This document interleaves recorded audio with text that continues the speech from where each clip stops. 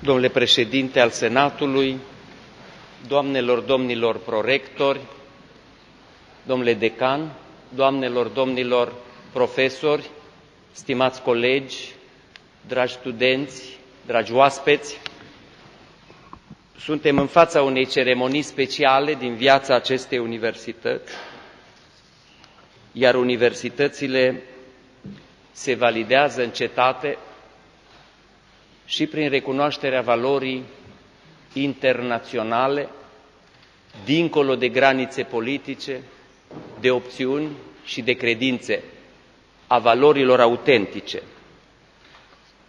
Când cea mai mare facultate a universității noastre, prin vocea unuia dintre prorectorii economiști, ne-a propus luarea în discuție a numelui profesorului Xavier Sala în vederea conferirii titlului de doctor Honoris Causa, ne-am adresat, conform obiceiului, Senatului, cu mare încredere, convinși de justețea deplină a propunerii. Contribuțiile profesorului de origine catalană la dezvoltarea disciplinei economice, pe care o slujește cu atâta devotament, sunt cunoscute de către specialiști și nu numai de către ei.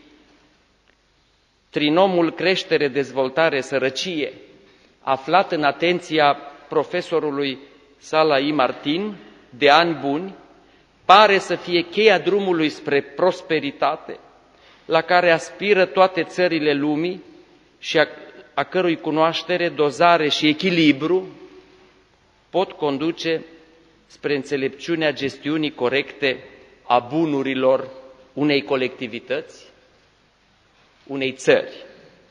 Despre aceasta însă vor vorbi specialiștii, cei îndreptățiți prin natura meseriei lor să o facă. Sunt însă câteva fire de altfel care leagă această onorantă acțiune a noastră de personalitatea profesorului și de lumea în care se mișcă domnia sa. În prim plan rămâne latinitatea. Suntem în luna în care se sărbătorește în întreaga lume Ziua Latinității. Românii și catalanii sunt parte integrantă a lumii latine, care a realizat în urmă cu circa 2 milenii prima formă de integrare europeană și chiar mai mult decât atât.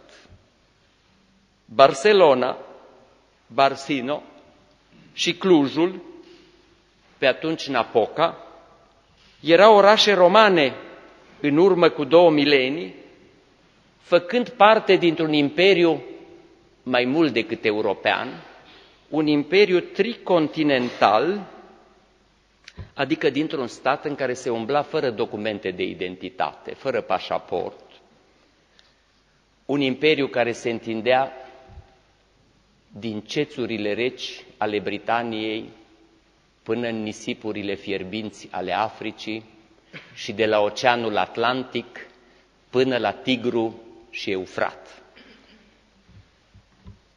Astăzi, domnul profesor predă la Columbia State University, adică în lumea nouă. La Columbia University, în lumea nouă, lume descoperită grație eforturilor unui căutător pornit de pe țărmurile Hispaniei sau ale peninsulei iberice și pe care îl chema Cristofor Columb.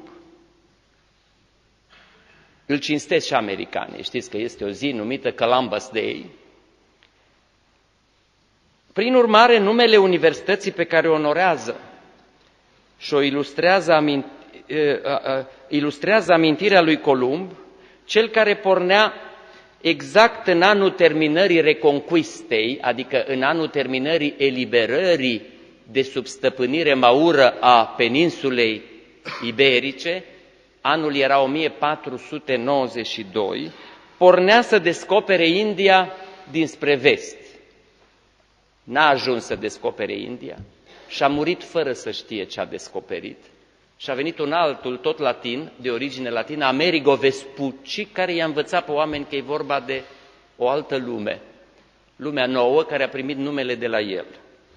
Numai marii profesori ai lumii au avut cinstea să predea la această Columbia University din Ivy League. Între ei s-au aflat și câțiva români și eu mi-l amintesc pe profesorul care era încă în viață în timpul studenției mele, la începuturile ei, Constantin Cegiurescu, care prin anii 70 ai secolului trecut ocupa catedra Nicolae Iorga a acestei prestigioase universități. O altă coincidență personală de data asta face ca prima mea carte de autor publicată în străinătate să fie la Columbia University Press. I-am spus domnului profesor, e pur și simplu o coincidență. Distinse domnule profesor, suntem țări situate la marginile latinității clasice europene, dumneavoastră catalanii spre apus, iar noi românii spre răsărit. Cum se știe, extremele câteodată se atrag, se completează, seamănă în multe privințe. Un element de asemănare este dat de limbile pe care le vorbim și care descind din matricea latină, iar altul este și soarta noastră, și catalani și români, răspândiți prin lume. În urmă cu aproape 2 milenii, un împărat roman născut în Hispania, care a fost pomenit și în imnul național, Traianus, cucerea Dacia și aducea aici, citez, mulțimi nesfârșite de coloniști din toată lumea romană. Am încheiat citatul. Urmașii unora dintre acești romanici sau latinofoni, aduși în Dacia sau în Noua Romanie, dornici de prosperitate, deciși să scape de sărăcie și să cucerească noul Eldorado, s-au întors sau se întorc astăzi în peninsula iberică, tot în căutare de prosperitate. Împletirea aceasta de destine ne face părtașii acelorași griji, idei și idealuri. Paradoxal, ne leagă și interesul general pentru sport, pentru fotbal în special, al dumneavoastră. Facultatea noastră de educație fizică dezvoltă o mare parte dintre sporturile olimpice, este campioană națională la fotbal studențesc și răspunde vechiului dicton pro patria est ludere ut videmur, este pentru patrie, chiar dacă pare că ne jucăm. Așa cum avem aici la Cluj cea mai modernă facultate de științe economice din țară, dispunem și de unul dintre cele mai mari și mai bine dotate parcuri sportive studențești din Europa, pentru că îmbinăm studiile teoretice, sportul minții, cu sănătatea fizică și performanța sportivă. Această universitate, domnule profesor, s-a întemeiat într-o vreme când studiile se făceau încă în limba latină. Azi e onorată să vă primească în comunitatea ei, adică în Universitas Magistrorum et Discipulorum, alături de marile spirite care au luminat-o de-a lungul secolelor, și vă invităm de aceea să ne bucurăm împreună. Gaudeamus igitur.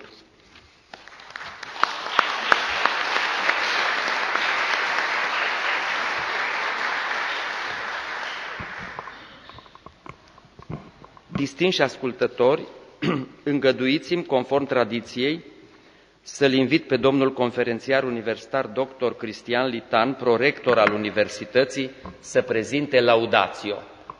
Aveți cuvântul, domnule profesor.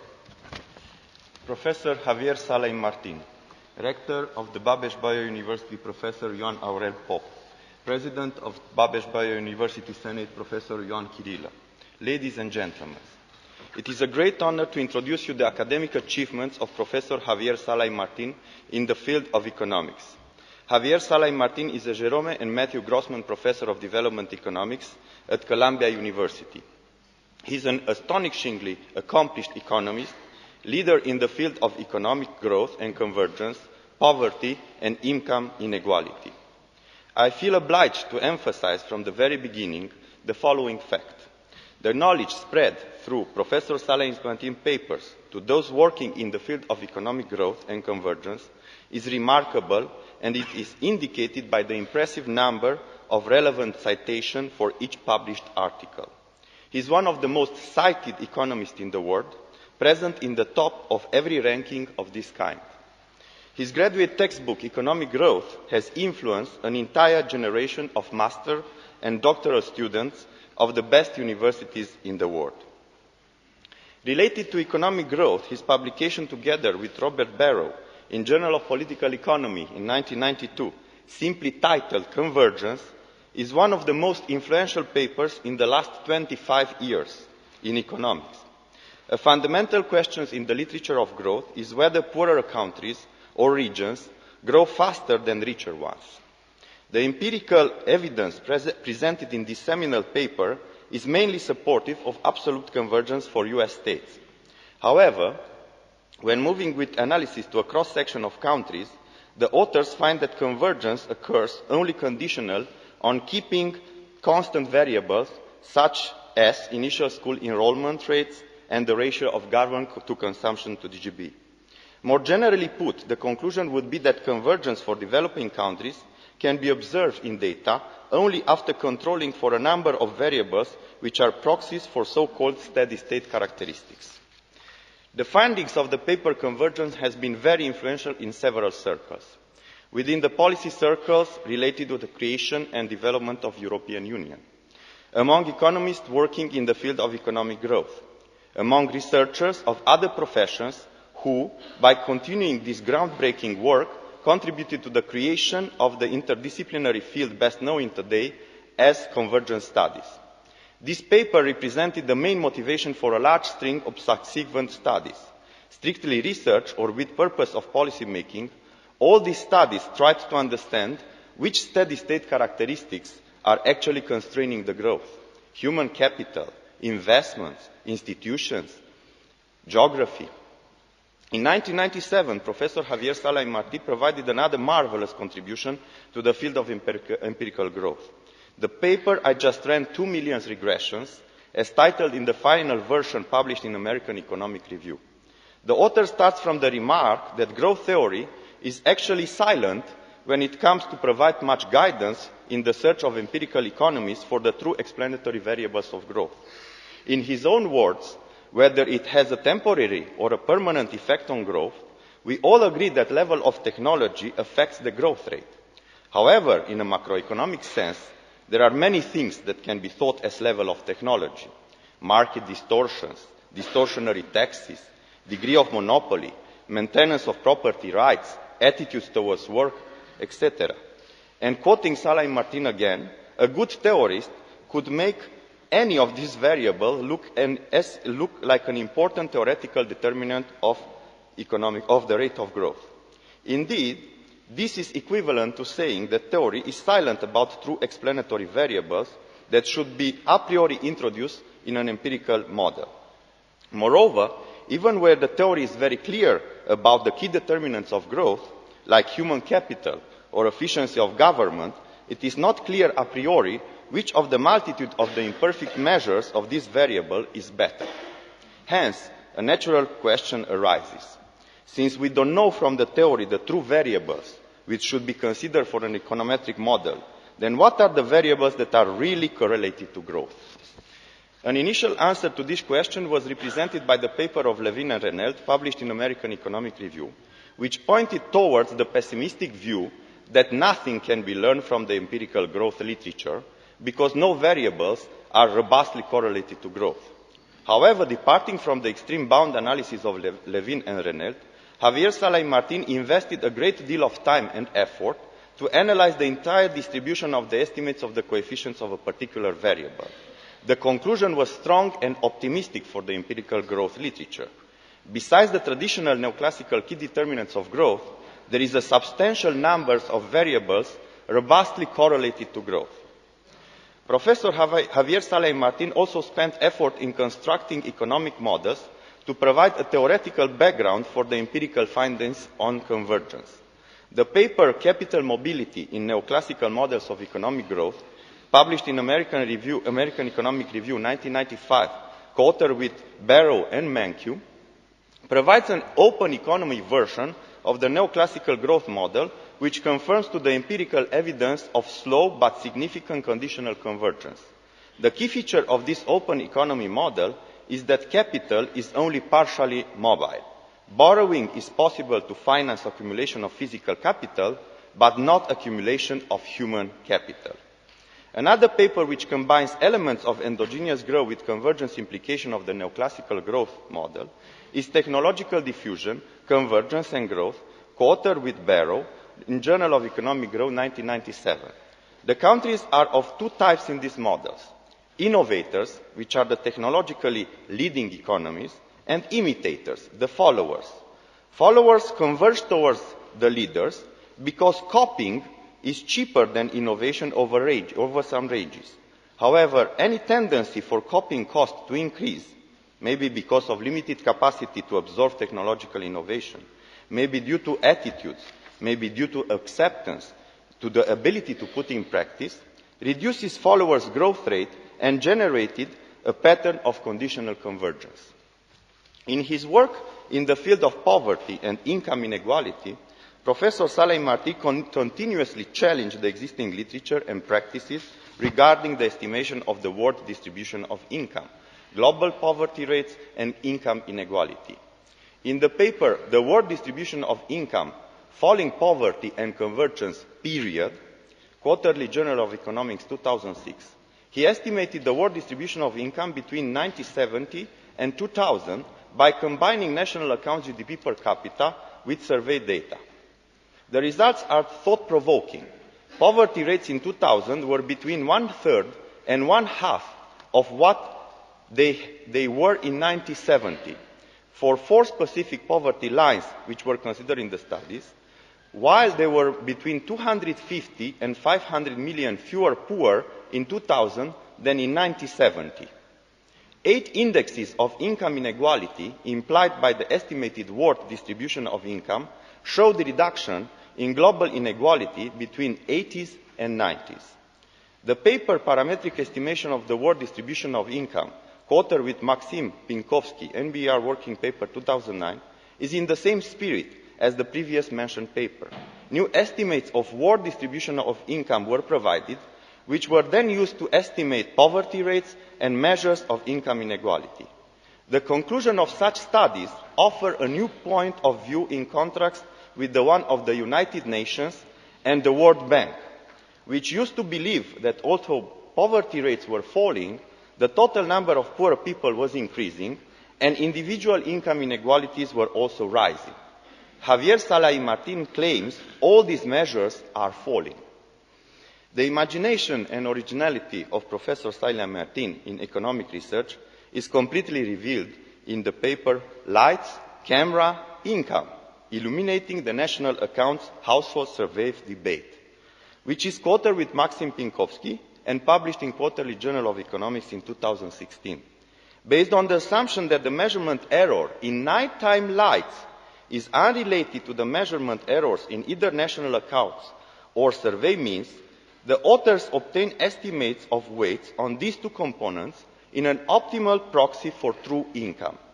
These weights are very large for national accounts and very modest for survey means. Consequently, the null hypothesis that the optimal weight on survey is greater than the optimal weight on national accounts was generally rejected, while null hypothesis of zero optimal weight on survey generally failed to be rejected. Again, the conclusion is so strong.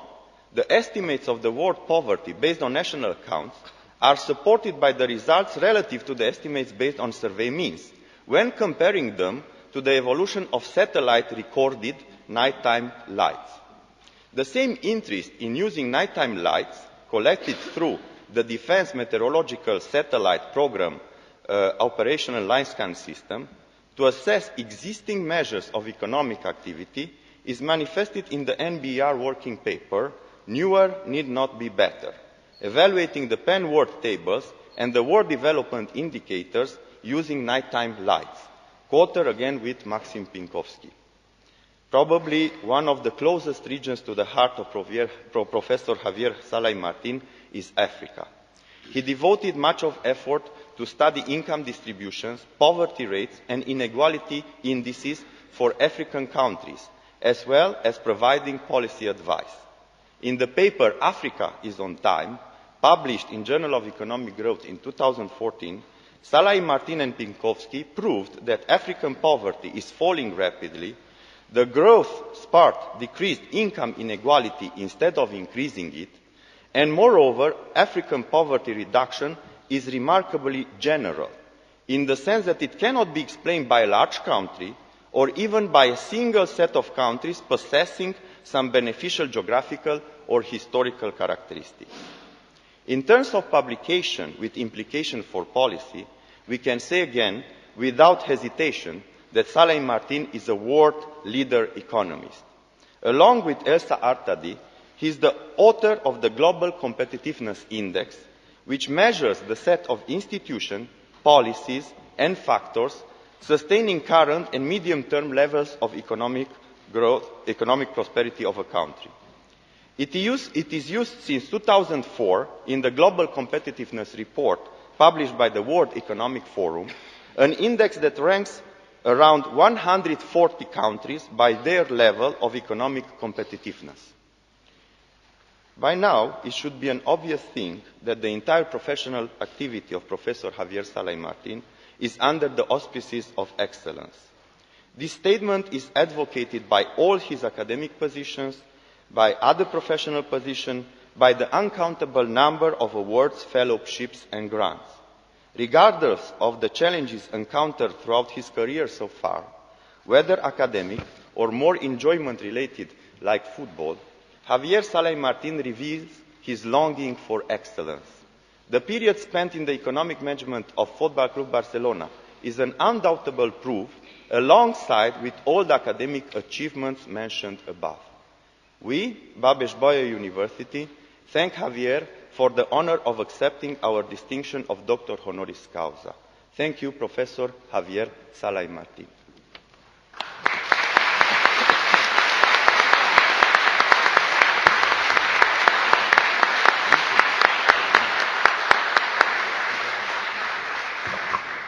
I would like to ask you, Professor, to thank you, Professor, for this excellent laudatio.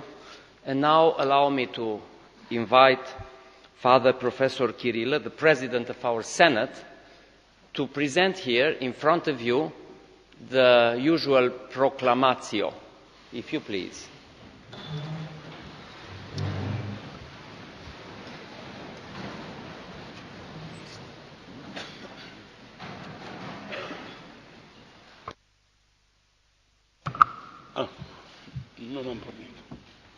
Nos magnificus rector, clarissimus preses, nec non senatus alme matris Claudiopolitane Universitatis Collegium, et nos economicarum scientiarum ac negotiorum administrationis facultatis decanus, prestantissimo ac doctissimo professori, Xavier Sala y Martin, economicarum disciplinarum departamenti in alme matre Columbiae Nove York Universitatis Sodali, dum observamus suam grandis momenti in incrementi acque economice interregna conversionis campo, nec non in pauperitatis atque in societate proventum innoventatis distributionis studiorum campo contributionem,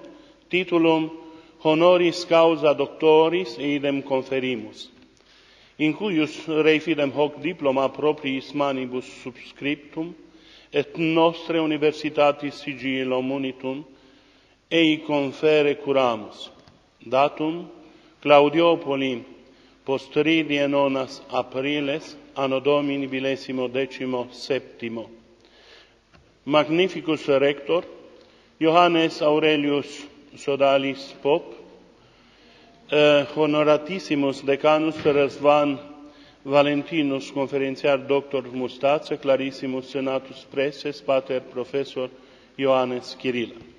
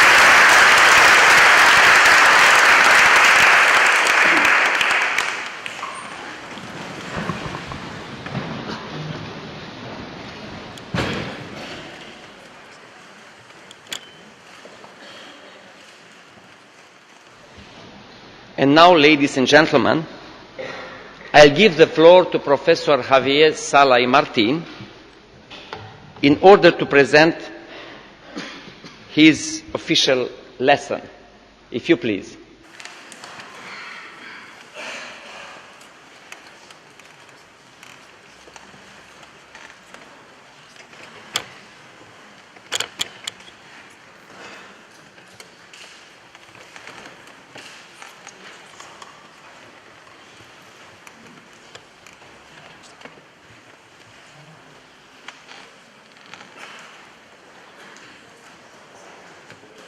Mr. Rector, Mr. President of the Senate, Vice Deans, Vice Rectors, Professors, students, friends, musicians, thank you very much for this great honor. I'm humbled by your awards and really speechless. Thank God I prepared something and memorized because I'm speechless. I think it was Groucho Marx that once said, after a wonderful introduction like the one I just received, Groucho Marx said, "Wow, after this great introduction, I can't wait to hear me speak." So that's what's happening to me now. Now I've been actually this Laudation, it was very quick history of my life. I almost didn't remember those papers that I wrote as a student in 1992. I wrote the convergence paper when I was a student. And since then, I've saw all my life going in front of me in a few minutes, which reminds me that I am quite old. Now, I want to when they asked me to teach, to give a lesson on part of my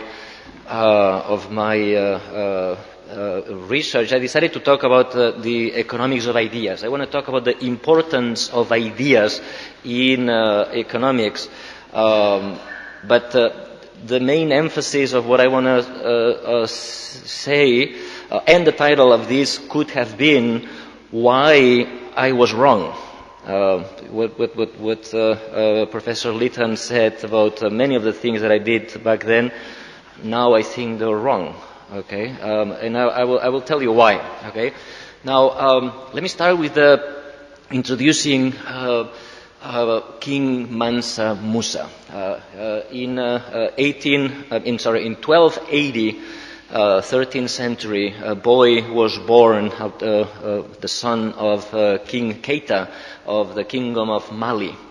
The Kingdom of Mali, and his son was called Moses, which in Mandinga is spelled Musa. This kid became the largest emperor in Africa, the emperor of the largest kingdom of Africa. Mali at the time was a very, very rich country, full of gold mines. The richest gold mines in the world were in Mali. He had an unbelievable amount of wealth. With this wealth, he created cities. He created the big capital of the country called Timbuktu. He hired the best architects of Spain. He brought philosophers, mathematicians, astronomers to Timbuktu from all over the Islamic world. And he had about 60,000 servants who cooked his food and made his dresses. Now he famously made a trip. He was a Muslim. He famously made a lifetime trip to Mecca in 1320. He took his 60,000 servants with 12,000 friends, went through the Sahara Desert all the way to Cairo and then to Saudi Arabia. And these 60,000 servants, each of them were carrying 1 kilo of gold, 120 camels with 100 kilos of gold. Every village they went through, they gave away the gold. 20 years later, the poets of Alexandria were still talking about that trip and how much wealth these guys spent as they passed through. Now, if you compute the total amount of wealth that this guy had, right? You can the tons and tons of gold that he had, and you put it in today's prices, he would own about $400 billion. Okay, that's 5 times more than Bill Gates, who is the richest man alive today. Okay, and he would be the richest man in history. Mansa Musa is the richest man in history. But you know what? He never ate pizza. He never ate chocolate. When he arrived home, he couldn't turn on the lights. When he went to the bathroom, he couldn't push a button and the waste would disappear. When he had a headache, he wouldn't take aspirin. When at age 40, he didn't see very well. He couldn't buy glasses. So he went blind. When he had to travel to Mecca, it took about 2 years. He didn't take a plane, which takes about 6 hours. When he had to communicate with his fellow kings from Europe or the rest of Africa, he had to send emissaries with horses. It would take months. It would take months to send a message. It would take months to get the message back because he didn't have WhatsApp. Yes, he had a big library with thousands and thousands of books. Okay, but when he wanted to consult something, he had to go to the library. He had to have servants go to the library. Most of the books in the world, most of the knowledge was not available to him because he didn't have Google. He didn't have Wikipedia. And you know what? All of these things that he didn't have, the average worker of the average country today, they have. And this is the great miracle of economics. How did we make this possible? The average person of the average country, the average person in Romania is a worker. The average worker in Romania is richer than the richest man in history. How is that possible? Well, first lesson we learn from this is that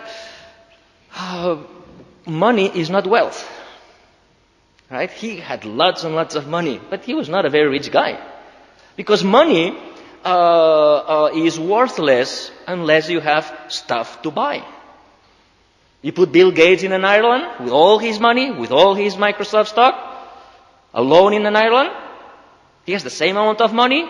He's poor because he cannot buy anything with that money. The wealth of a person, the wealth of a nation is not the amount of money or gold you have. Is the amount of stuff you can buy. That's why we economists, when we compute the wealth of nations, we don't look at the amount of gold or the amount of euros, right? We use that gross domestic product. Our wealth is what we produce, not what we own, okay? So that's the first lesson.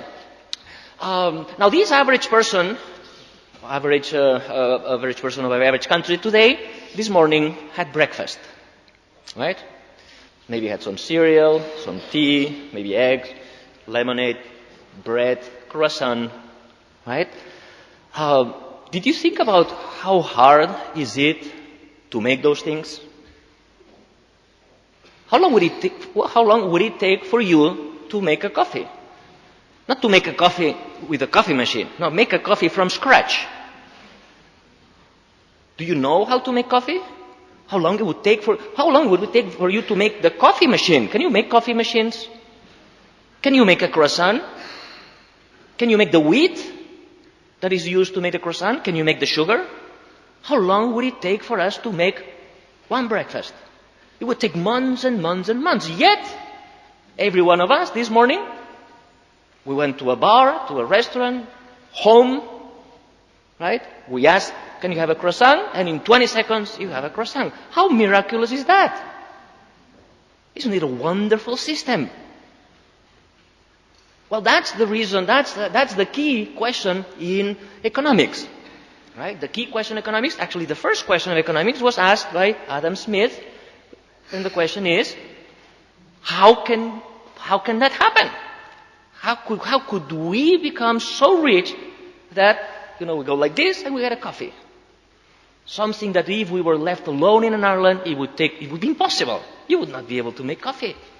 You would not be able to even make breakfast, let alone clothes, or housing, or an iPhone.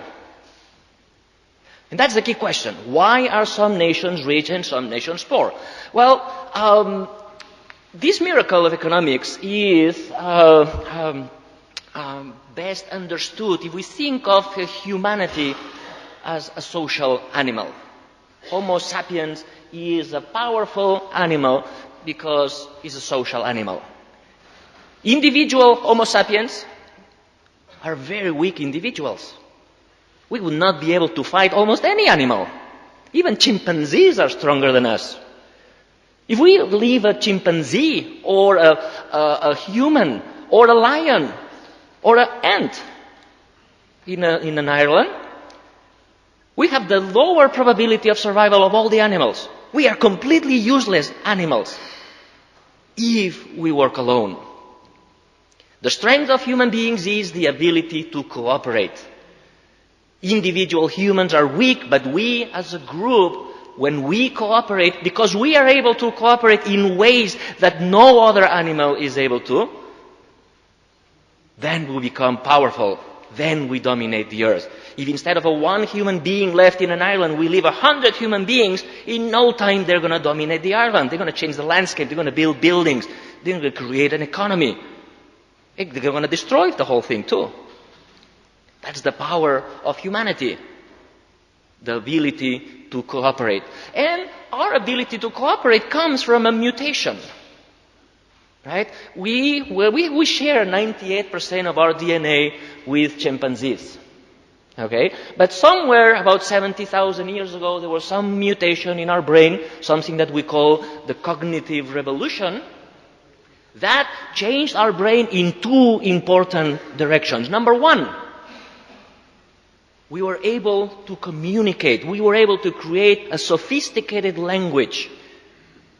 Other animals have languages too, but no animal has the ability to communicate, to have a precise language with precise instructions.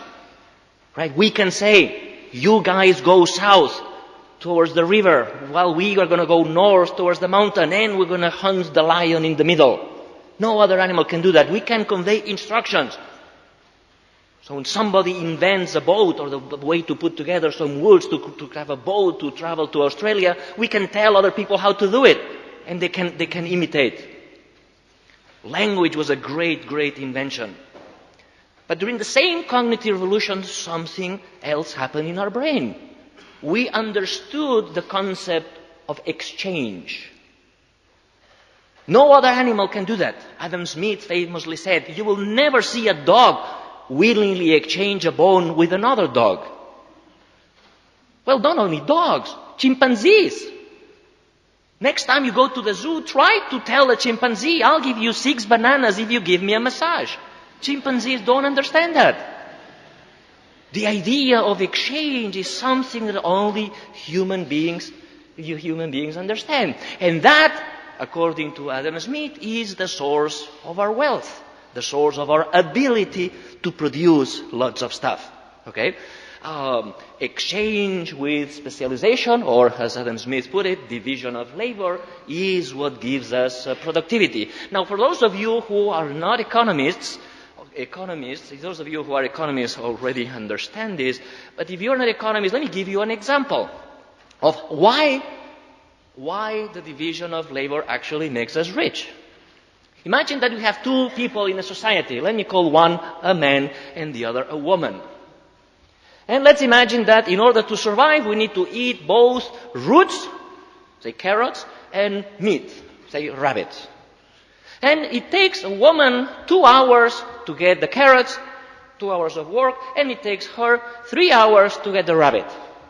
So in order to survive, she has to work for 5 hours every day. Men are a little bit slower. It takes a man 5 hours to get the carrots, 4 hours to get the rabbit. Right?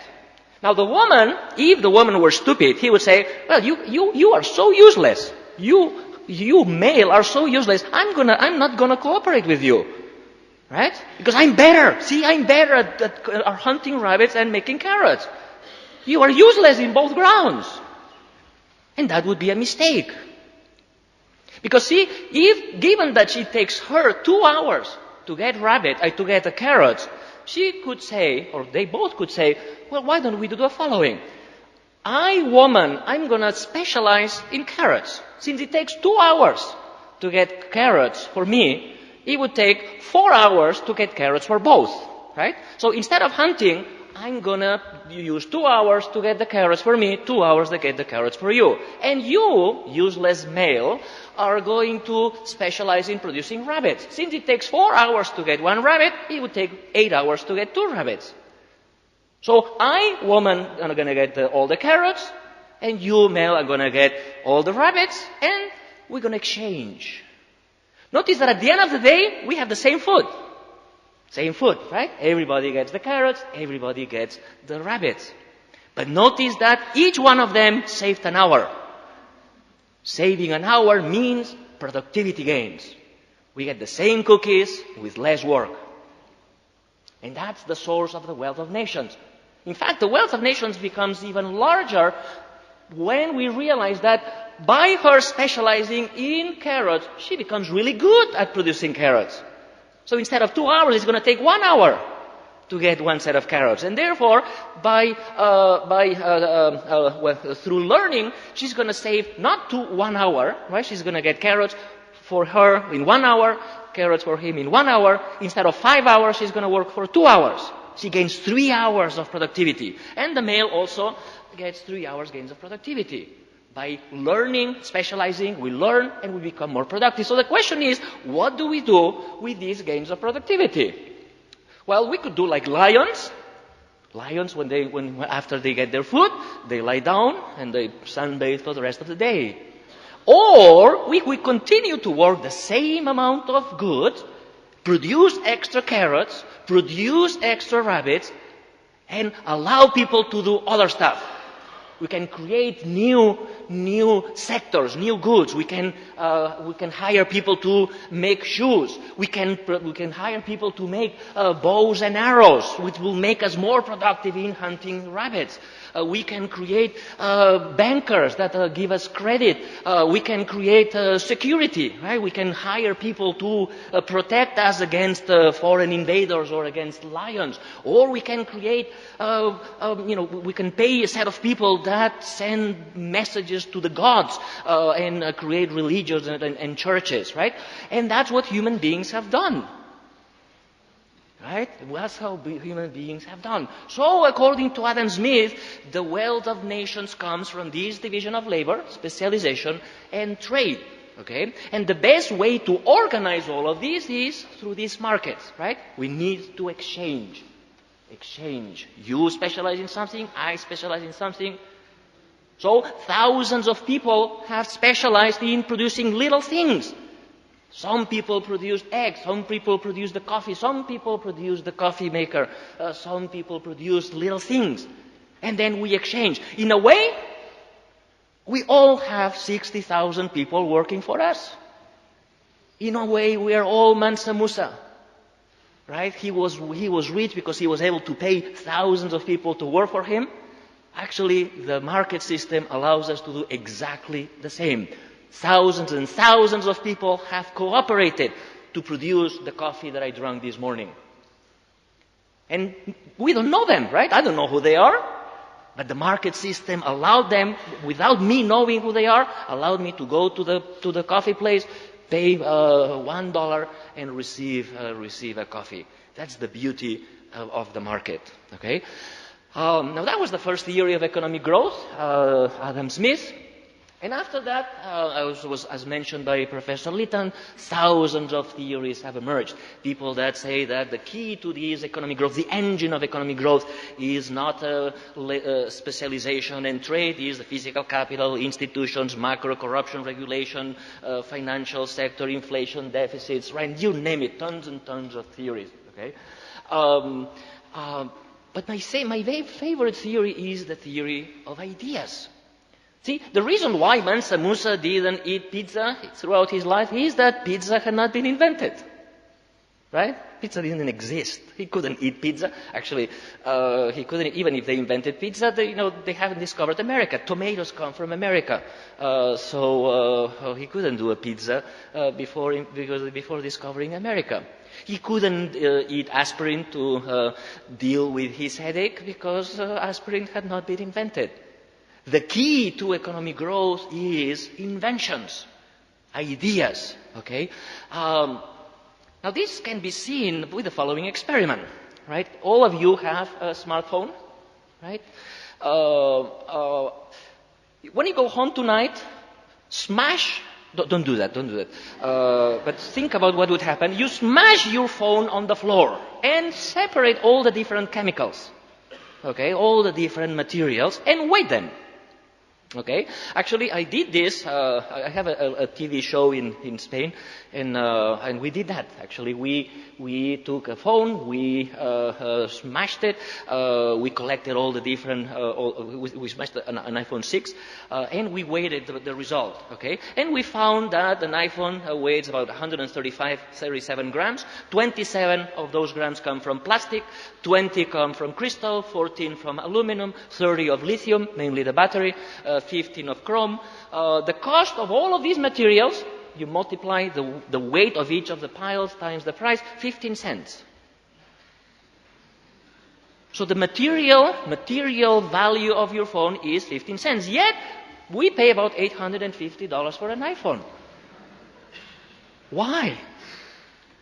Well, and in fact, if you do this, if you break the phone and you put it in different materials, it's going to be useless, right? You try to push it, you're not going to see any pictures. So what is the difference? Right? Clearly, the value of the iPhone is not the materials. Clearly, the value of the iPhone is the amount of ideas that it embodies. The idea of crystal, the idea of a touch screen, the idea of Angry Birds, the idea of WhatsApp, right? Tons and tons and tons of ideas all embodied in one little phone which weighs 135 grams. By the way, ideas have no weight, right? But that's most of the value. So there's a branch of economics or economic growth that essentially says that the key to economic growth, Adam Smith is partially correct, but the key is that some of those people that we can hire, right, after we hand our rabbits and get our carrots, we can hire people to make shoes and to make arrows and bows, but we can hire people to think, to create new ideas. And that is the true engine of economic growth. Now, ideas are a special type of goods. Okay. Now, for those of you who are not economists, we use a funny word to describe one of the characteristics of ideas, and that is that they are non-rival. This means that ideas can be used by many people at the same time. A carrot, if I eat a carrot, you cannot eat the same carrot. Right? So if 2 people want to eat carrots, we need to produce 2 carrots. If 1,000,000 people want to eat carrots, we need to produce 1,000,000 carrots. That's not true with ideas, right? I can use the Pythagoras theorem, and you can use the Pythagoras theorem at the same time. 1,000,000 people can use the Pythagoras theorem at the same time. So if we want 1,000,000 people to use an idea, we don't need to invent 1,000,000 ideas. We need to invent one. And this is a very powerful insight for the world of ideas, because the exchange that I was discussing earlier, right? The exchange is very different when we exchange ideas than when we exchange goods, right? Suppose that we have 2 people, one that has Oreo cookies, an American, and a Chinese who has fortune cookies, okay? And they exchange, right? Originally, the American has 2 Oreo cookies, the Chinese has 2 fortune cookies, they exchange, okay? Now, before the exchange, every person had 2 cookies, right? After the exchange, everybody had 2 cookies. Do you agree? But now suppose that instead of exchanging cookies, they exchange the formula. I'm going to teach you how to make Oreos, and you teach me how to make fortune cookies. Before the exchange, each of us had 1 formula. After the exchange, each of us have 2 formulas. So if we have 10 people exchanging, each of us have 1 formula. After the exchange, each of us has 10 formulas. If you have 1,000,000 people with ideas and we exchange, after the exchange, each of us has 1,000,000 formulas. The more people with ideas, the more everybody benefits. And that's the power of ideas. And with this in mind, humans, after the great cognitive revolution of 70,000 years ago, we have invented tons and tons of stuff. We invented utensils, languages, clothing, very important, right? Humans are the only animals that get clothing because we invented the needle 40,000 years ago, which allowed us to conquer the ice. Before that, we couldn't go north. We invent the little needle, then we put some clothes, and we could go north, and we could go through the Bering Strait to America and conquer the world. We domesticated animals and plants, agriculture. We invented villages, towns, and cities, wheel transportation. We domesticated metals, bronze, iron, then gold. And with this came bad things, right? When we domesticate metals, then we get powerful arms and empires and wars and slavery. We invented the written language, which we used first for accounting, then for law, religion, right? Hieroglyphics were to talk to the gods, to storytelling, to poetry. We invented money, coins, philosophy, math, geometry, algebra. We measure times. We invented the clock, the compass, navigation, powder, paper money. The printing press, which, by the way, democratized knowledge. The printing press allowed to all of those things that were written in books that only rich people could read. All of a sudden, everybody had access to knowledge. And after the printing press, this led to the Renaissance, the scientific revolution. Now, the world is the world of ideas. In my mind, the way I think about ideas is like a magic house. Okay, a magic house where initially there is one room, and this room has doors, right? And people go to this room, some ideas, some knowledge, open the door, and when you open the door, a new room magically appears. We amplify our knowledge. And as we amplify our knowledge, we keep finding new rooms, and with new rooms we find new doors, and with new doors we find new rooms, and we expand knowledge. Because ideas are non-rival, not every one of us has to invent something. We just need to communicate with people that are in the other rooms, and we need to learn from them.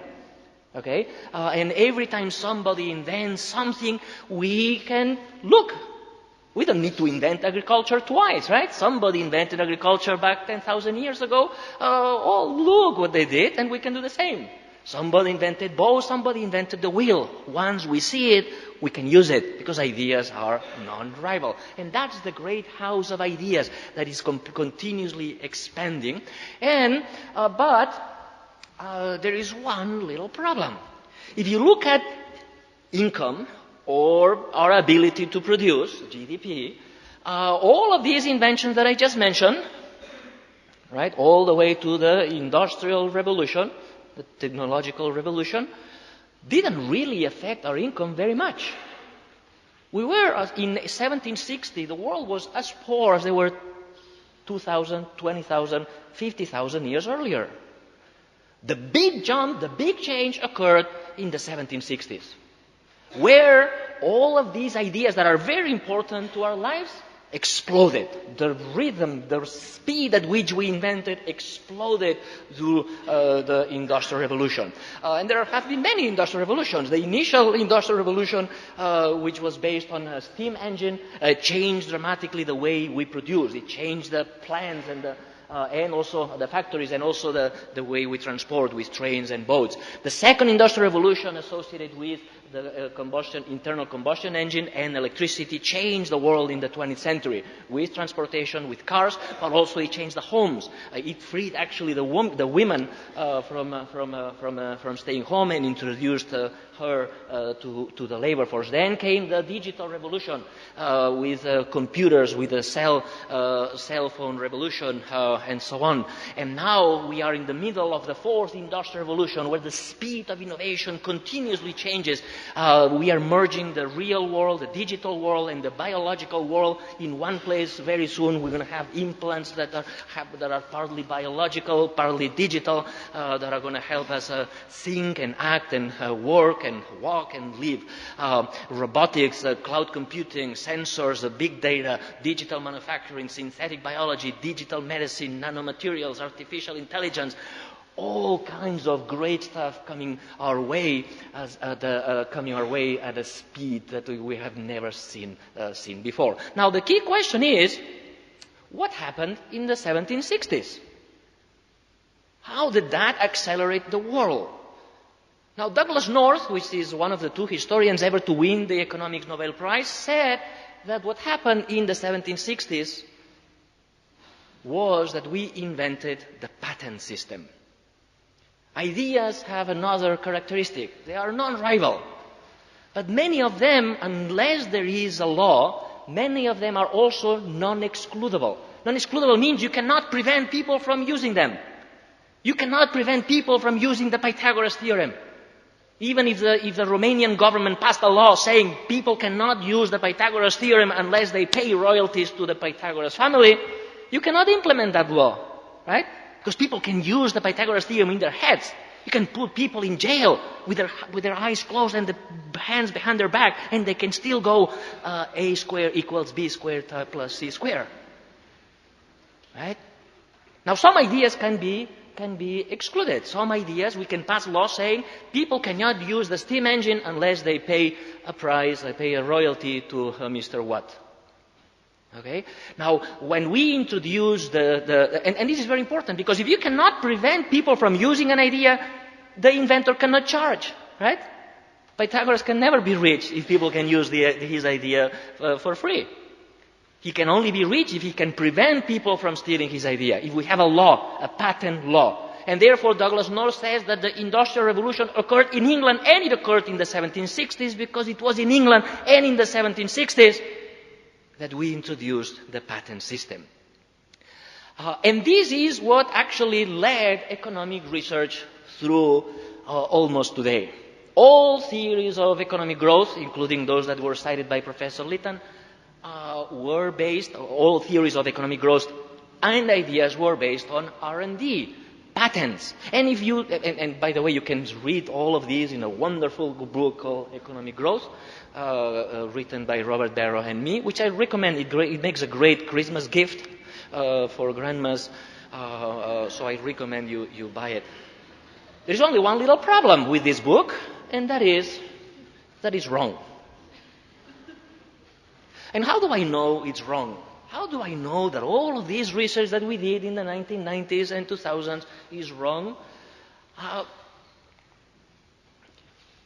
Do you recognize this?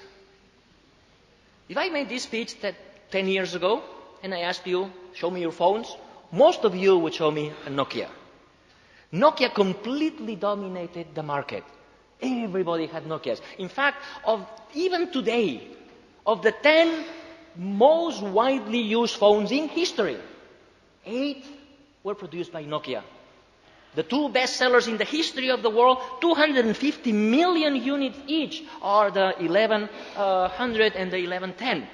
Remember the black and white screens? 250 million copies were sold of this phone. Nokia was an empire. Nokia dominated the world. In fact, Nokia, compared to other companies in the same sector, and this is the amount of R&D they spent, Nokia was the highest spender in R&D in the entire sector. Better than RIM. RIM was the producer of BlackBerry. Even bigger than Apple, which is one of the companies that invest the least. Even compared to companies in other sectors, this is the highest spending in R&D in all the companies in the world. Nokia is number 5, spending similar amounts to companies that live out of R&D, like pharmaceuticals, or car companies, or computer companies. Number 1 is Microsoft. So, spending tons and tons and tons of money in R&D. Do you know where Nokia is today? Well, Nokia's stock value was at $56 a share in the year 2000. Nokia went bankrupt. In the year 2013, was purchased by Microsoft for $3 a share. 95% of the value was gone. Despite the fact that they were leaders in R&D. R&D did not actually lead Nokia, didn't allow Nokia even to survive. Not be a leader, to survive. R&D was not the key.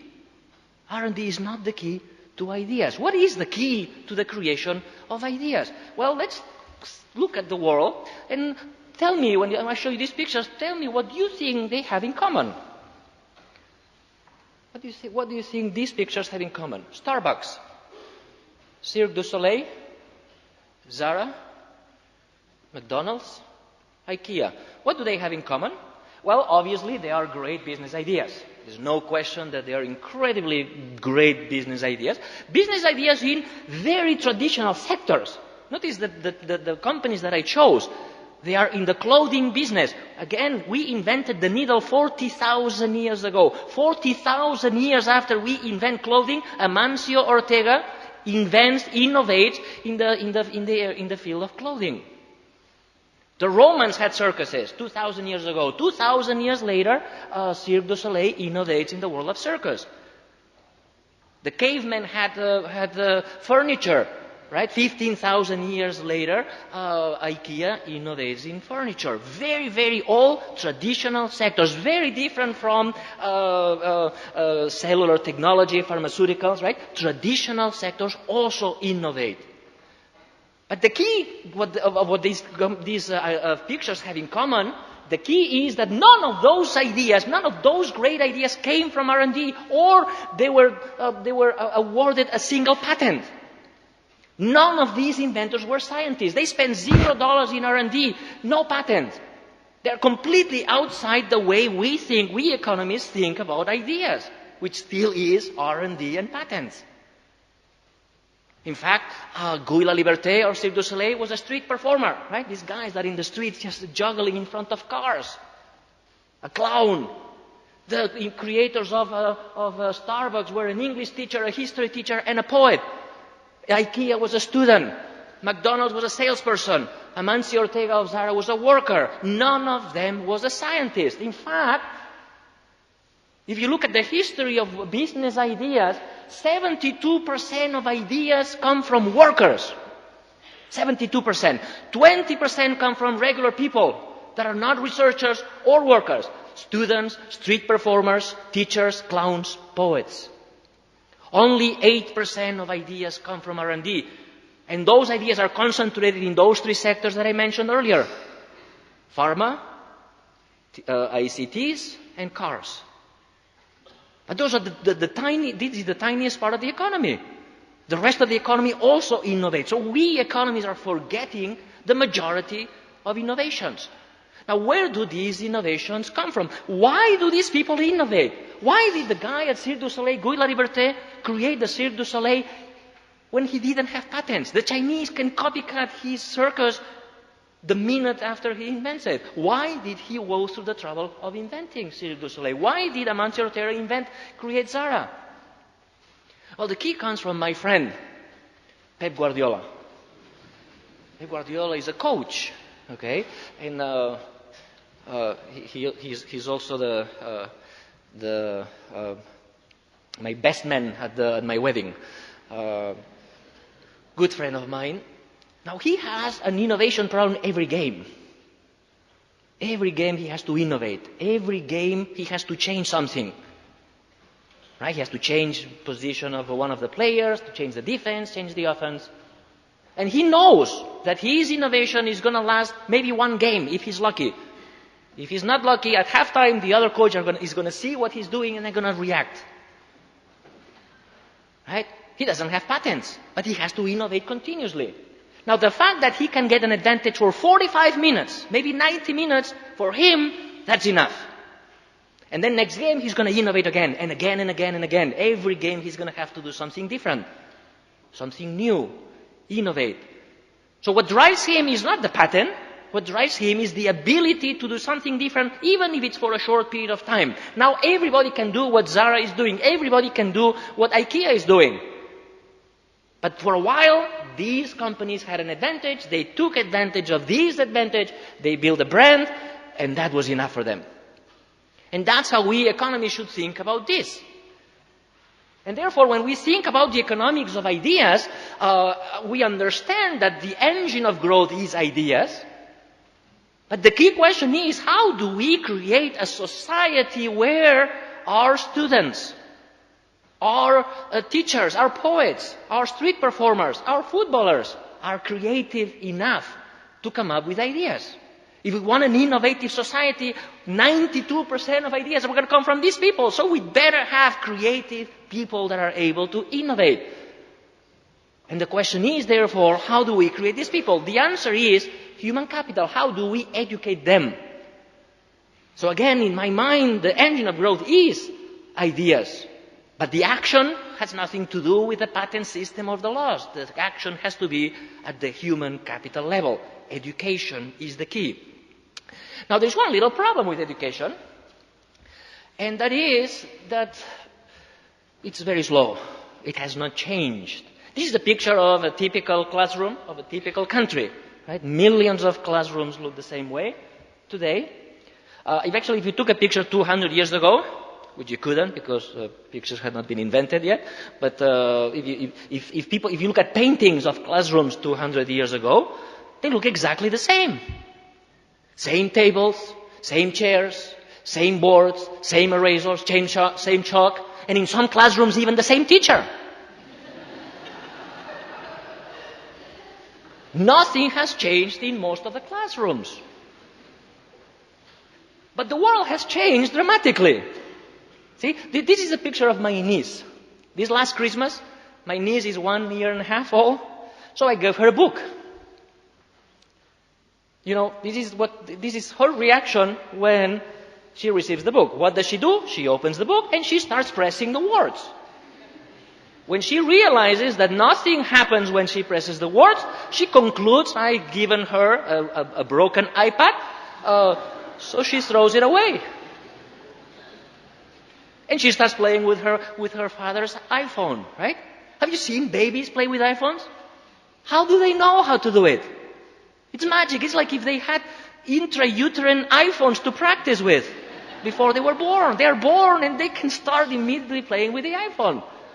The world has changed in dramatic ways, in ways that actually undermine the foundations of the education system. For example, one of the foundations of the education system is that the teacher knows more than the student. Right?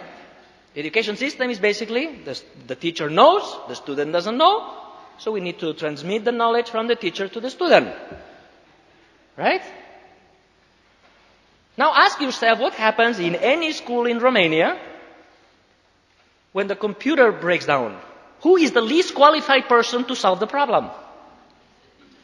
The teacher, right? See, you know what? Everybody knows that, including the students.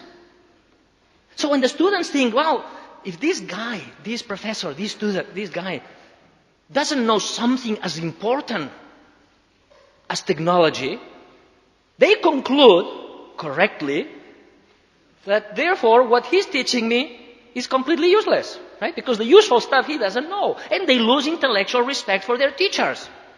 The world has changed and the school has not changed with it. Especially when we want students to become innovators, creators, and the ability to come up with ideas. So let me give you a few hints on what I think the education system would look like. By the way, the education system would look very different if we had concluded that the key to economic growth and the engine of economic growth was R&D, right? If we think that the key is R&D, then the education system should essentially go around the country, select the best students who can potentially be researchers, put them in top schools, and teach them how to be scientists. And in the meantime, the rest of us can go to the bar and drink beers and wait for these clever people to come up with something that will help the rest of us, right? But unfortunately, that's not how the world works, right? That's what we thought was true in the 1990s. This is no longer what I think is true. If we want people to come up with ideas, then we need to not train the best students, we need to train all of the students. Universal education, good education for everybody, which means that we should act mostly at the primary school level. We need to train poets. We need to train street performers, students, English teachers. Everybody has to be creative and innovative. So that changes dramatically the way we should think of the education system. Now, let me give you 7 keys to what I think we should be doing in primary schools, but because we are at the university, focus on things that we should also do at the university level. Okay? So let me give you 7 keys to education to have an innovative society. Number 1, the key to the learning process is the question. Now, the education system basically focuses on the answer, right? We teach our students to answer problems. We, the professors, ask the questions in the exam. You, student, respond. And we train you to answer questions. Right? We very rarely train to ask questions. But questions actually are the key to innovation. I had the privilege of meeting Amancio Ortega. You know, Amancio Ortega is now one of the richest men in the world. He invented Zara. He's a very private man. There are very few pictures of him. Nobody knows how he looks like. He'd never given an interview to anybody. So I met him at a wedding and I asked, that Zara is actually taught in business schools. You are a great innovator. And he says, what? What is innovation? I don't even know what innovation is. You know what? He told me, the only thing I do is I ask questions. And I ask 2 kinds of questions. Number 1, I ask, why? I need to understand everything. By the way, it's something that Steve Jobs always used to say. I need to understand every piece of a computer. Why do we do that? Can we get rid of it? Why? Now, when he doesn't understand, then he has the second kind of question, the question that enhances creativity. Why not? Why don't we do it differently?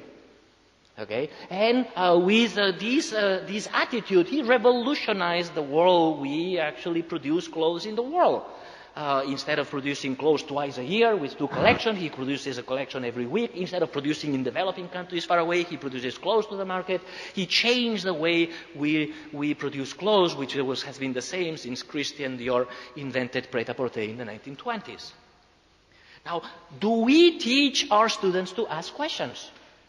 What happens to students that ask too many questions? What happens when somebody in your class asks many questions? Do you stop that person? What happens to a little kid? And asks too many questions. Does the mother get a letter from the teacher saying, ask your child to shut up because I cannot go on? Right? We need to embrace curiosity. Without curiosity, without our ability to ask questions, we will never be able to be creative. If you are a student here, don't be afraid to ask. Continuously ask. Even if your professor says shut up, you continue to ask. Okay? See, the world is changing. I showed you, right? The fourth industrial revolution is going to sweep 50% of the jobs. We're going to have to change jobs continuously in the next 50 years.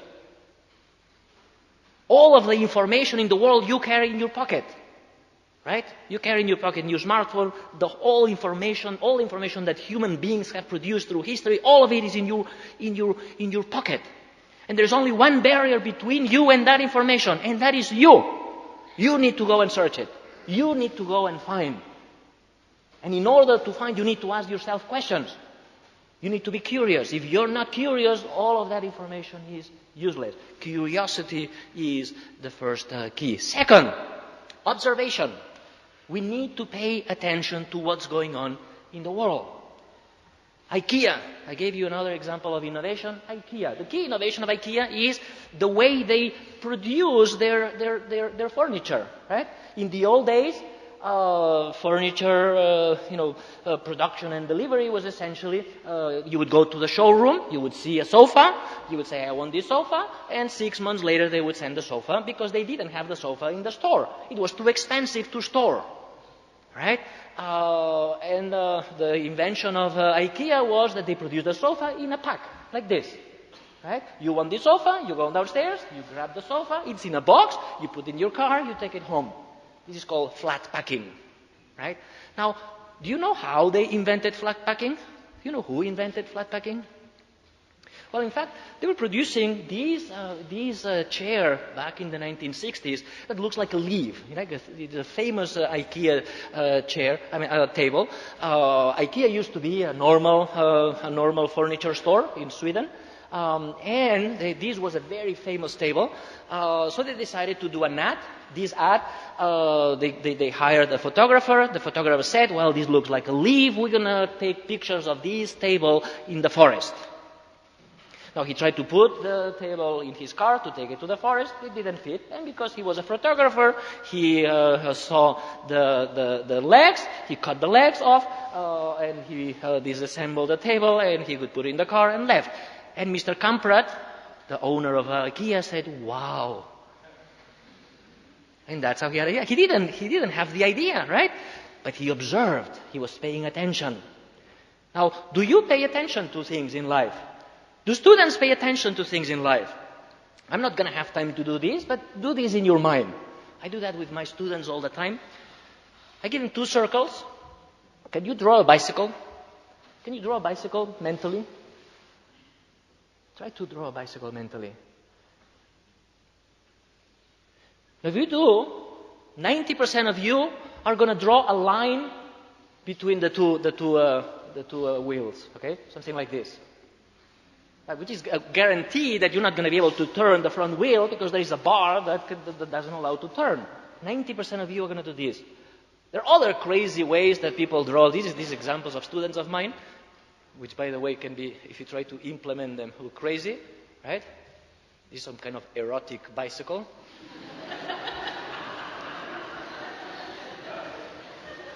95% of people don't know how to draw a bicycle. Do you know what I'm talking about? Do you know what a bicycle is? How many bicycles have you seen in your lives? Thousands, right? Why cannot you draw it? Because you never paid attention, right? By the way, this is how a bicycle looks like. You don't pay attention. Now, do you know what the best way to pay attention is? Drawing it. Artists have a very, very, very precise way of paying attention. They can see shades, they can see volumes, right? Try to paint. Art. Now, what is the role of art in our schools? Right? We have lots of priorities for math, for reading. Is there a priority for art? Everybody is trying to get up, move up the PISA exams. Is there a PISA exam for art? No, there is math, there is reading, there is science, no art. Nobody pays attention to art. And that is the worst thing we can do. Art should have a priority because that's the best way to be creative and to be observant. The role of art. Number 3, be critical. I had a meeting with the creator of Wikipedia in January. Okay, and I asked him, what do you think the worst part of the American education system is? And he says the lack of critical spirit. That's the creator of Wikipedia. Wikipedia, anybody can write anything on Wikipedia. Any stupid thing you can imagine you can put in Wikipedia, and the rest of the world reads it. And they believe it. Right? Oh, I found it in Wikipedia, therefore it must be true. Right? I found it on the internet, it must be true. People vote for crazy orange people, in elections, because they get lied and they cannot tell whether they're being lied. Critical spirit is very important. Now, ideas are like dice. The way I think of ideas is like dice. So if I'm on this side of the dice, and you ask me what is it, I'm going to say, well, it's a white wall with 1 dot. If you are in the other side, you're going to say, it's a white wall with 6 dots. And I can prove that I'm right. I can take a picture and send it to you through WhatsApp. See, it's 1 dot. And he's going to be able to send a picture to me and say, no, it's 6 dots. And we are both right, and none of us are right. This is not a wall, these are 6 walls. This is a dice. Ideas have many perspectives, and depending on how you see it, you're going to see it one way or another. There is always another perspective. Now the question is, do we teach our students that the world has many perspectives, or do we teach them this is the truth? This is Keynesian economics, right? This is how the world works. No, that's not how the world works. The truth is very fluid. What we think changes over time. What we think changes depending on how we see. The world is full of perspectives. So how do I teach? Okay, we at Columbia, my class, two teachers teach the same class. And we try to put 2 teachers with very different views of the world. I teach introductory macroeconomics at the PhD level, and the co-teacher of mine is Joe Stiglitz, who has an entirely different view of the world, crashes my view of the world. And when I teach, he's sitting with the students, and when he teaches, I sit with the students. And the students see my perspective, and they say, wow, that's very convincing. And then Stiglitz comes in and teaches exactly the opposite, and the students say, wow, that's very convincing. So which one is true? We should also teach, another thing we teach is cross-teaching. Oh, you are a good classical economist? Okay, you're going to teach Keynesian economics. You're going to teach exactly the opposite. Okay? And you're not going to teach just to criticize. Oh, I'm going to teach socialist economy just to crash it all over. No. You're going to have to defend it. Try to put yourself in the perspective of the other. We should invite our students to find problems with our views. When you do the problem sets, try to find problems that actually are not coincident with what you teach. So the students get confused. Okay, try to teach the students that there's no truth. There's no truth. Truth changes. Truth is fluid. What we believe today is not what we are going to believe tomorrow. 4, collaborate. Education system is based on competition. The best student gets the best jobs. Compete for grades, compete for jobs, compete for money. But ideas usually come from cooperation. Ideas very rarely come from the eureka moment. A eureka moment is an expression that comes from Archimedes. Archimedes was a great mathematician, expert on geometry. He computed the volumes of perfect sphere, the volume of a sphere, the volume of a cone, the volume of a pyramid. So the king asked him, how much gold? What is the volume of my? What is the volume of gold in my crown? And of course, the crown was not a perfect sphere or a perfect cone, so he couldn't tell. Okay, so legend says that one day he was taking a bath with the crown. You know, the typical day that you take a bath with the crown of the king. And he puts the crown in the water, and the water rises. And he says, "Eureka! I found it." And he found what is known as the Archimedes Principle, that says that the volume of the crown is exactly the same as the amount of water it displaced. Well, the key here is not the principle, the key is eureka. Ideas do not come from eureka moments. Right? Newton did not invent the laws of gravity because of the apple, right? He spent years and years thinking and looking at Copernicus and Galileo and so on and so forth to come up with a theory. Darwin took 25 years to come up with a theory of evolution through natural selection, okay? And ideas get changed and perfected through human interaction. This is known as the Medici Effect. Right? The Medici Effect. Florence is the heart of the Renaissance because the Medici, a family of bankers, paid all kinds of mathematicians, scientists, astronomers, painters, architects, all to go to Florence. And this interaction across all of these people is what made knowledge flourish. If you ask where exactly in a company ideas are created, where is the physical location where ideas take place? Is it the desk of the CEO? Is it the innovation department? The answer is no. It's the water cooler. Because that's where people meet. That's where people talk. Ideas come from human interaction. Now, in practice, this means that we should foster, right? We tend to examine people by individual effort, right? Individual exams. We should do more study groups, group papers, group exams, group evaluations, things of this sort, because that's what students will find when they go out in the real world, right? When you go out in the real world, those of you who are in the real world, outside academia, when you have a problem, what are the first two things that you do? Number one, you Google. Number two, you ask someone. These are the two things that you are not allowed to do in an exam. Right? So we are teaching students to do things that they're not going to be able to do in the real world. That should change. 5, we should embrace uncertainty. Okay? We know less than we think, even though we are professors. We know less than we think. We are ignorant about many, many things, yet we continuously teach what we think as if it was the truth. Now, neurologists say that by introducing doubts in the human brain, in the brain of our students, we actually encourage curiosity. Right? If you tell the students this is the truth, they're not going to ask questions. If you say, well, we don't know, then the student will inquire. Will get curiosity, and therefore will find, and therefore will be innovative. Right? We should learn without being embarrassed. We should practice something. We should say very often, I don't know. There's nothing wrong with not knowing.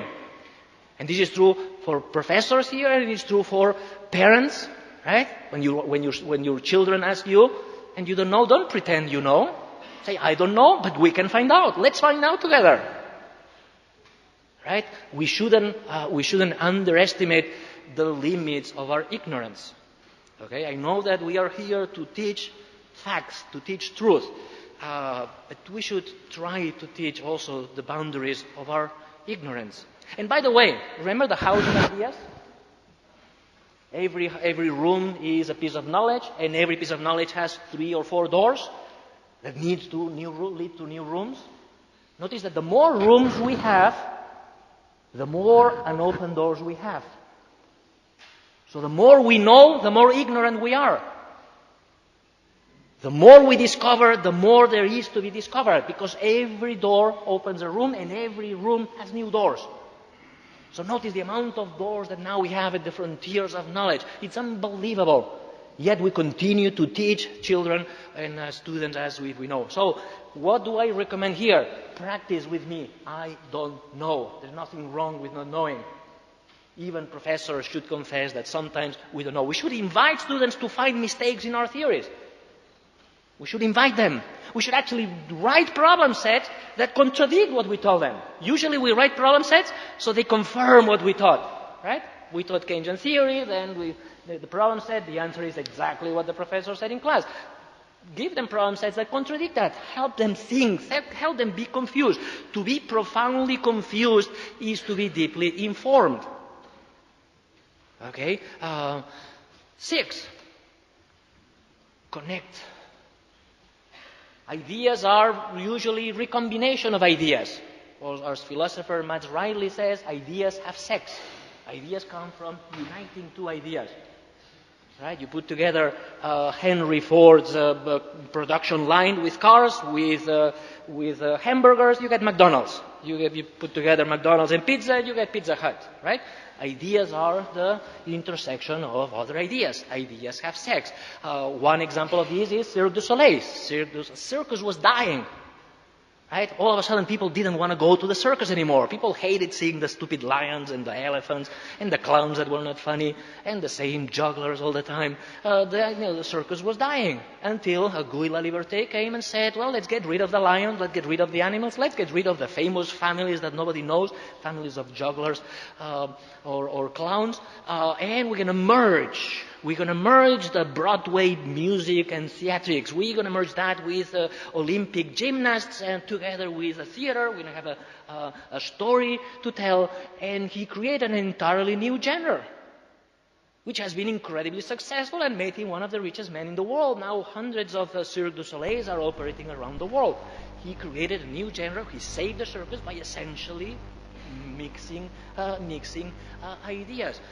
So we should invite students to merge ideas within our field, within economics. Right? Every time we teach something about macro, we should relate that to labor, instead of having labor economic completely separate from micro, completely separate from statistics, completely separate from math. Right? Try to teach the students to do that, and also to learn across fields. We should encourage students to read. I read principles textbooks. I continue to read in psychology, in anthropology, in sociology, in medicine. You know what book I'm reading right now? A book on Cretaceous dinosaurs. Okay, why? I don't know.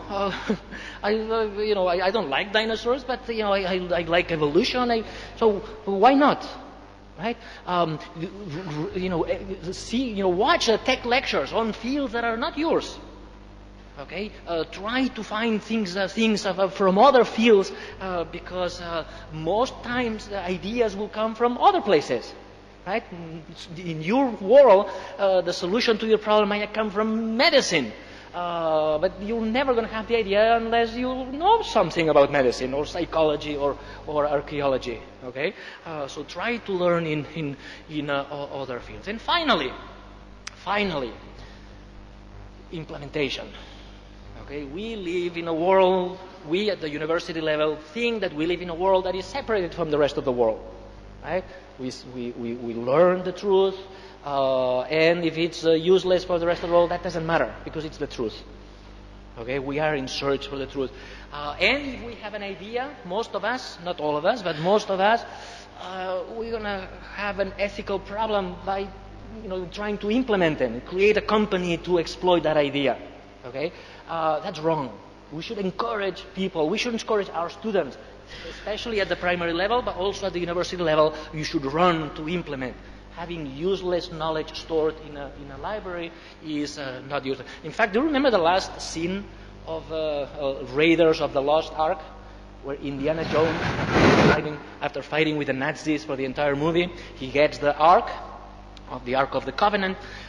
He brings it back to the United States, and the U.S. government puts it in a box like this, a wooden box. And the last scene of the movie is that you see that they store it in this big room full of boxes with all the other discoveries of the history of the United States. Well, that same room is where all the non-implemented ideas are. If you had an idea, if you wrote a thesis in your dissertation and you never implemented, your idea is dead over there. Okay? Let me tell you one final story.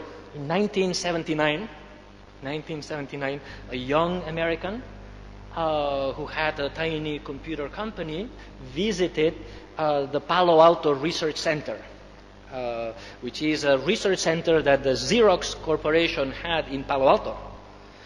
And 1979 is before personal computers, right? At the time, computers were the size of rooms, and there were terminals going from that computer, a terminal with a screen and a keyboard, and the way to communicate with the computer was the keyboard. right? Remember those days? The keyboard, you would write letters and numbers and forward slashes and backward slashes, and you wrote forward slash instead of backlash, then the computer would explode, right? And then he saw something magic. He saw a box like this, attached to a cable, and yet attached to a complicated mechanism that if you move the mechanism, an arrow would move in the screen. And when you click the red button, a window would open. And he said, wow. I said, how much is this box? They said, $300. So he left the Palo Alto Research Center. He called his friends in his company and said, I've seen the future. We need to create this box for $15. If we can get the price down for $15 to $15, we're going to revolutionize the world. And do you know what he did? He went to the pharmacy. He immediately had an idea that the way that we could do this cheaply was to introduce a sphere at the bottom of the mechanism.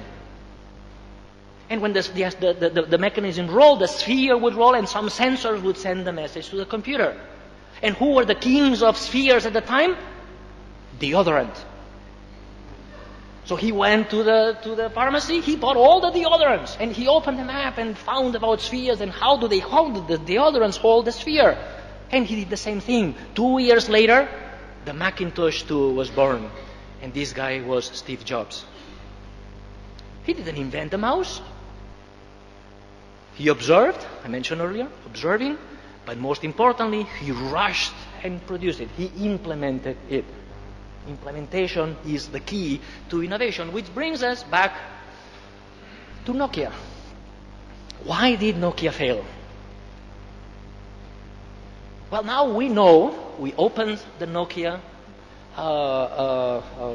books, the patent books, and we found that they had all the ingredients to produce an iPhone. The touchscreen, everything. They could have produced the iPhone, but they never did. And now we know why they never did. You know why? Because they were making tons of money, as I was mentioning earlier, through the dumb phones. And the CEO said, well, if we produce an iPhone, we're going to kill our own market. If you study business, you know that they call this core business. When you hear somebody say core business, run away. Because the core business is the enemy of innovation. So, innovating, this is the key lesson. They did the R&D. They got the patents. They did everything my textbook said they should do. Yet they failed. And the reason is that in reality, the creation of knowledge did not come from the patent or from the R&D, but from the ability to run and implement. He didn't do that. Once again, the person who did it was Steve Jobs. Thank you very much.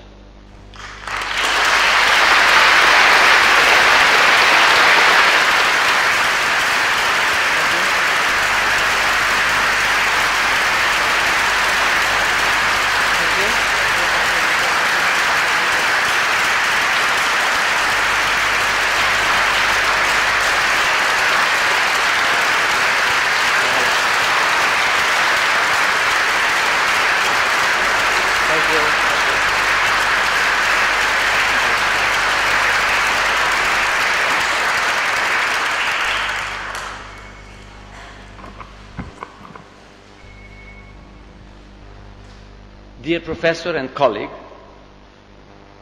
we noticed that some minutes ago, an hour ago, for an hour, you were the teacher and we were the students. And at least one of the goals you mentioned was reached because we are confused.